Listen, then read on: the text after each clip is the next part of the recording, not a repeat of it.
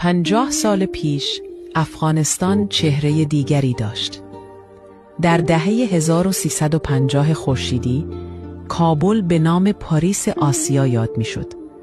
خیابان‌ها پر از کتاب فروشی‌ها، سینماها و کافه هایی که جوانها در آنها از علم و آینده می گفتند.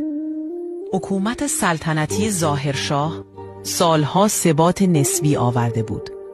دانشگاه کابل از بهترین های منطقه به شمار می رفت و دانشجوها از سراسر جهان برای تحصیل می آمدند.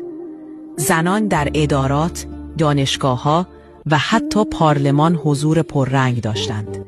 با کودتای 1352 جمهوری داوود خان آمد. پروژه‌های بزرگ ساختمانی، جاده‌ها، بندها و تلاش برای صنعتی شدن کشور آغاز شد. افغانستان در مسیر پیشرفت بود. آرام آرام داشت به دنیای مدرن می‌پیوست. اما پس از آن کودتاها، جنگ‌ها و مداخلات خارجی مسیر تاریخ را تغییر دادند و افغانستان فرصت‌های طلایی زیادی را از دست داد.